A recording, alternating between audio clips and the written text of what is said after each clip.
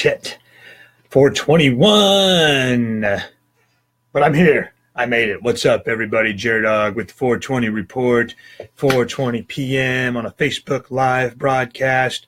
This is probably the part of the day that I look forward to the most as I sit down here in my little basement studio office doing comedy shit. I know that at the end of the day, late afternoon, I'm going to get a yak it up with my Facebook friends and followers. So thank you, everybody, for joining me, and everybody who is on here live and everybody who's watching the replay that will go on later on and live indefinitely online. So awesome. Hey, the audience is growing week after week after week. I appreciate it, everybody. Pete LaFucia joining in, Jeff Danley, Tamsin, Dale. These are all regular viewers. What's up, guys? Thanks a lot, man. Hit up the share button, hit up the follow button, hit up some likes and all that shit. Let's get some engagement going. I do want to give some thank yous and shout outs to the places that I performed last weekend before we get too big of a crowd in here. And then also plug my upcoming show dates. So August 5th, I will be in Lansing, Michigan, baby. All my Michigan peeps, I know I got a lot of them. Come down, drive up, wherever you live in Michigan. Go get to Lansing on August 5th. I will be at the Eagles Club with the He Said, She Said comedy show. Features myself and my co-star, Katrina Brown, in a comedy battle of the sexes. We really don't even battle that much. It's just kind of like a fun way to describe the show. I really just get up and I do my hour, and then she gets up and she does her hour, and then we get up on stage together and we do about 30 minutes of interacting with the audience, complete improv off of a Q&A. And it is a lot of fun. It's actually some of the most fun I've had doing comedy recently because every show is completely different. So August 5th at the Eagles Club in Lansing, Michigan. Come out and see that. Shout outs to the Junkyard Bar and Grill, Ashton Dillon and Nate, the bartender, everybody up there at the Junkyard Bar in Barnum, Iowa, where I did a show Saturday night. That was a lot of fun. It was a really small crowd. You know, there's a bunch of people out on vacation and all this stuff. And anyway, we had a good time. There was one lady in there who's kind of obnoxious. It's someone's 40th birthday. She rolls in and they're being like, oh my God, the 40th birthday. Time for the shit show to be done. Time for the real party to start. And it's all this stuff. It's like, meanwhile, it's like no one else in there gives a shit. You know, it's like, take it somewhere else, lady. So she jumps up, she knocks the bar stool over and just leaves it. Just fucking leaves it. You know, walking out the bar and everything. I'm like, hey, lady, pick up the bar stool you knocked over. It's so fucking rude. You're going to some other place. You're going to a public establishment. You start trashing the furniture. You knock shit over. You make a fucking mess. And then you just walk out after disrupting the show. It's like, good grief. How does anybody like that even have a friend to go celebrate a 40th birthday with? Otherwise, that show was really fun, man. So Ashton, Nate, everybody up there at the Junkyard Bar, thanks for having me out. That was a good time. And then, but Friday night, I was in Quincy, Illinois at Martini's for 2 shows. And the first one, I had probably one of my most fun heckler interactions ever from good old gay Chad. I don't know if he's watching now or if Travis or Luca or anybody from Martinis is watching right now, but holy crap, that 7 o'clock show. I thought that the wild, drunken craziness would happen at the 10 o'clock show like it usually does. But that crowd was fired up at 7 o'clock, man. Holy moly. And I have the video on YouTube. So just got that edited. I'll put the link in here. I'll try to see if I can do that right now. Actually, let me refresh this, and I'll see if I can link a video from YouTube in real time while I'm watching my own thing. Here we go. See if this pops up. This is the Heckler video from this weekend. I don't understand hecklers sometimes. Now, when you watch this, you will see at the beginning that I bring him into it. You know, I'm doing a bit, but he's over there yammering. And so one of the things that I like to do if someone's off in the front row of the audience and they're just being disruptive and talking and they're engaged in their own personal conversation with their table, I don't like to just fly off the handle and be like, shut the fuck up, hey, I'm on the stage right now, hello. I don't like to do that. I think that's really bad form. I see a lot of comedians do that kind of thing, and it's just, whoa, dude, calm the fuck down. Not everybody realizes the exact right way to behave at a comedy show. A lot of the times when I'm performing, I get off stage, I hear this a lot. This is our first time ever being at a live comedy. I hear that a lot. I think probably a lot of people, it is their experience and their first experience at a live comedy show. They don't necessarily say it. So number one, a lot of people don't even really know how to behave when it's live comedy, especially because it comes off as very dialogue, very two-way, very interactive. I'm asking them questions, albeit rhetorical questions a lot of times, but people don't distinguish from that. And a lot of times people don't even necessarily know how loud they're being, especially when alcohol is involved. So I think it's foolish to just fly off the fucking rails right off the bat, which I see a lot of comedians do. They're like, hey man, you need to shut up. You're ruining the most favorite thing that I do in my life. You're ruining my thing. You're ruining me. You're hurting me. It's like, who gives a fuck, dude? You're here to entertain the people. So entertain them, and then maybe this guy will shut the fuck up and you will pay attention. So that's what I try to do. If the guy's talking, they're being disruptive, instead of just flying off the handle, keep it funny. Bring him into the show. Ask him a question. And that's what I do. So I start off the video, asked the dude the question. I was like, so are you married? He's like, no, I'm gay. And then I just went from there. And this dude would not shut the fuck up. When they say gay guys don't like it if you use the word gay to describe something dorky or lame. Well, this dude was both. He was a good sport, but afterwards he was kind of in my face a little bit. That got a little bit annoying. I think that's another story. Tried to shoplift some of my merchandise. I thought that was kind of a jackass move. I'm actually, I don't know. Sometimes I find myself in the minority as a comedian because I'm actually very grateful and appreciative of my hecklers. I don't hate hecklers at all. I think they're all douchebags. I think they're all jackasses. But I'm actually very appreciative and grateful that I do get hecklers. I do like the interaction. I like to go off the script. I've heard all these jokes before.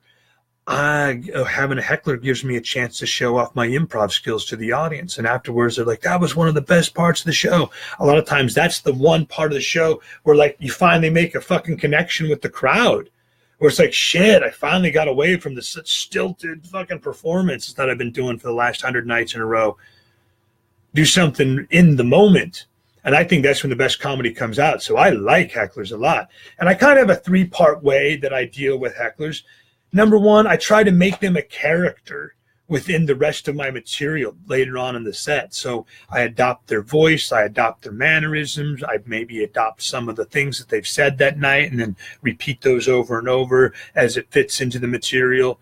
That can become a spur-of-the-moment punchline. That's a really good way to handle it. And that way, I'm almost heckling myself before they get the chance to do it. Because I know that they're not going to fucking stop. And I'm not going to be a pussy and ask the club to get security to remove them. I like the chance that I'm able to improv and show off those skills with the crowd, like I said. So I want the heckler to stick around. I don't want the rest of the crowd to think that I couldn't handle that shit. So I just make them a character into my show. I heckle me before they get the chance to. And in that way, I'm able to control the dynamics. That goes a long way. That goes a long way to being able to control the heckler dynamics. It's just make them a character within your material.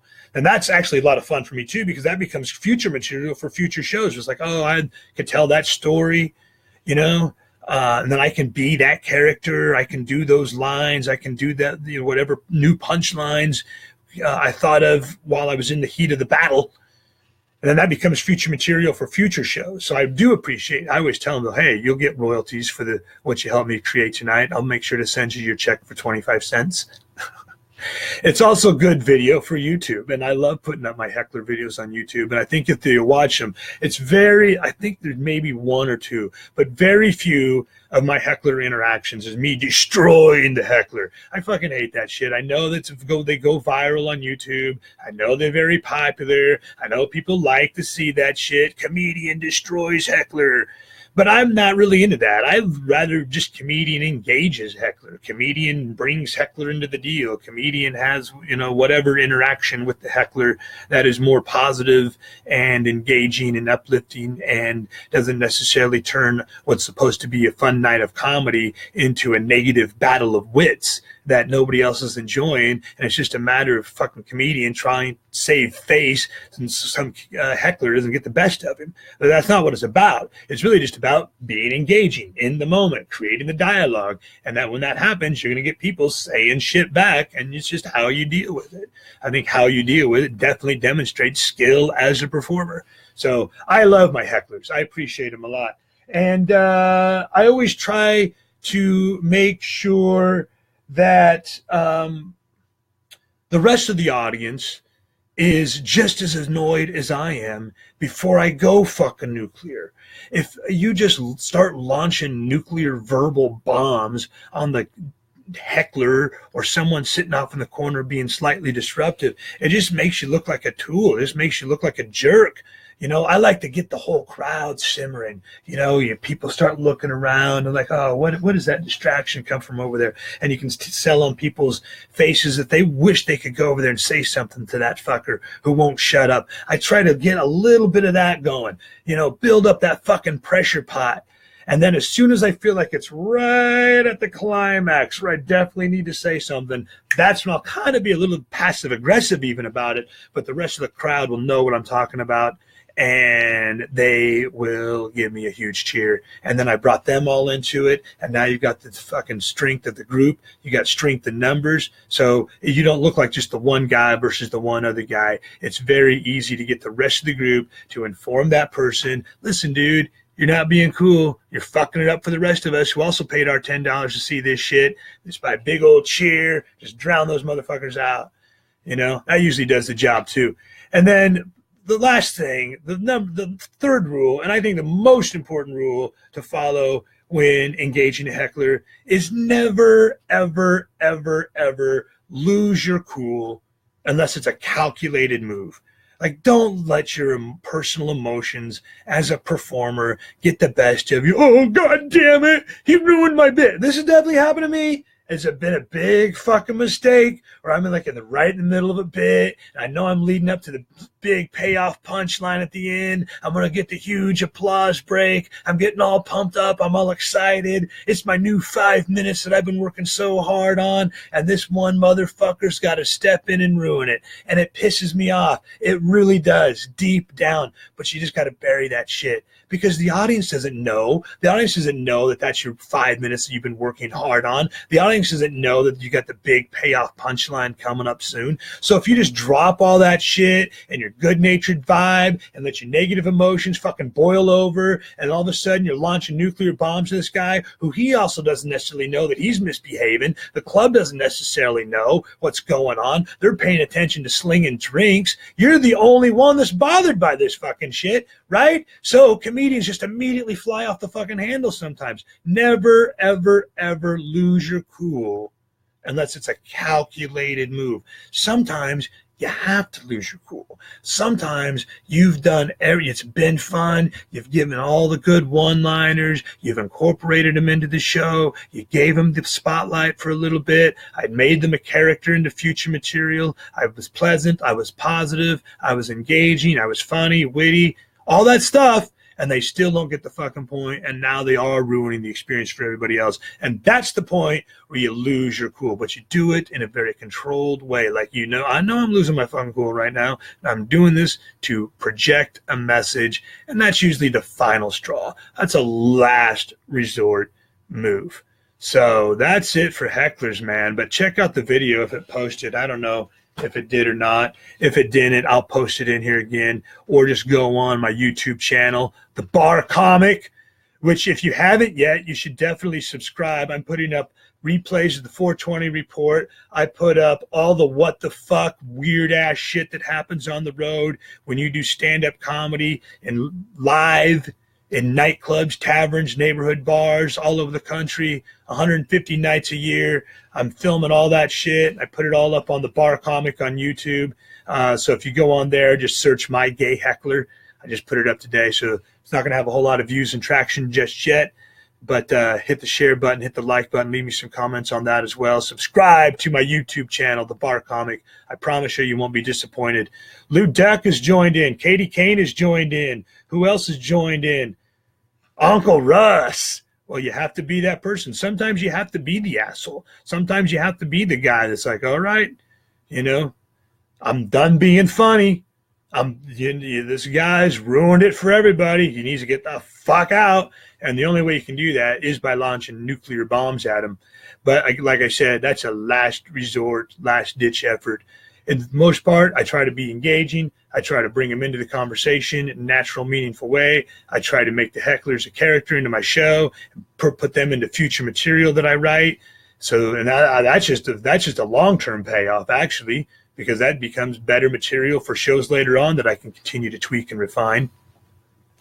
I'm trying to make sure that the audience is just as fucking annoyed as I am before I even begin to tear them apart, because that's a lot of times where you can lose the crowd because they're like, oh, we weren't necessarily bothered by him. You might be the only one bothered by it. So I like to wait till I see people looking around. They're obviously stressed out by the distraction.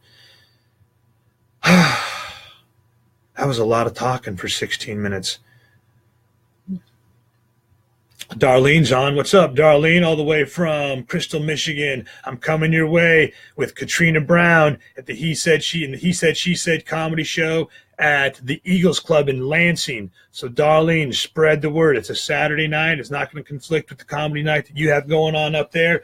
Get a crew together from Crystal. Come down and see the comedy battle of the sexes with Dog and Katrina. It's going to be a blast. Like I said, one of my favorite parts of doing comedy right now is the improv, just being in the flow, not even going off prepared material, just completely going with what's in the moment and trying to make every show and set completely different. And we do that with the He Said, She Said comedy show when we do our encore presentation, the live Q&A with the audience, throw out question index cards. The audience brings them up, anything. We take on all comers, anything about life, love, relationships, sex, drugs, rock and roll, whatever you got. Thanks, Tamsin. You rock, dog. Thank you, girl. Hey, Darlene.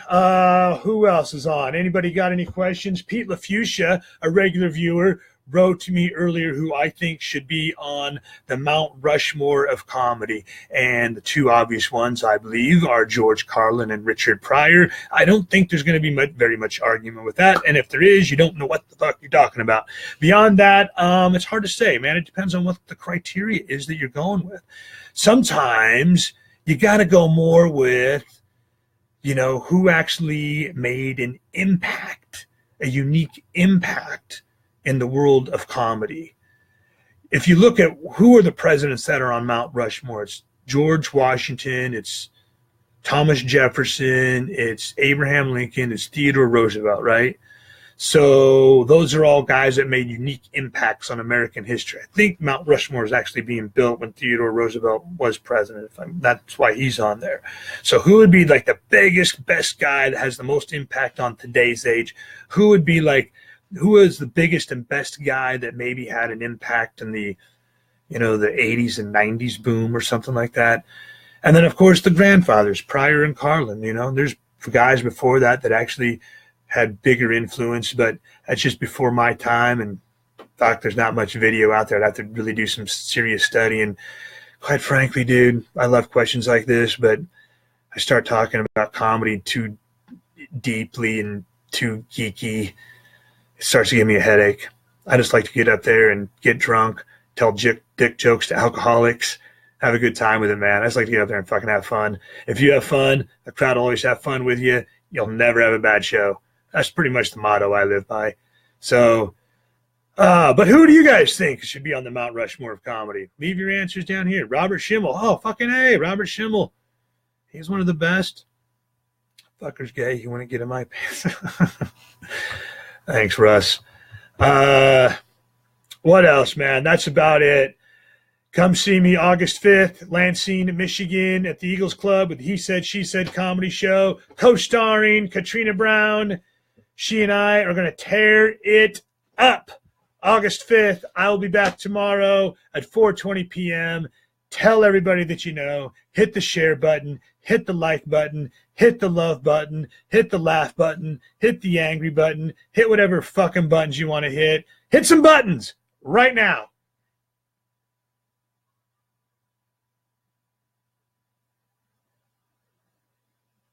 Nothing. All I hear is a dog yelping outside. I'll see you tomorrow at 4:20, everybody.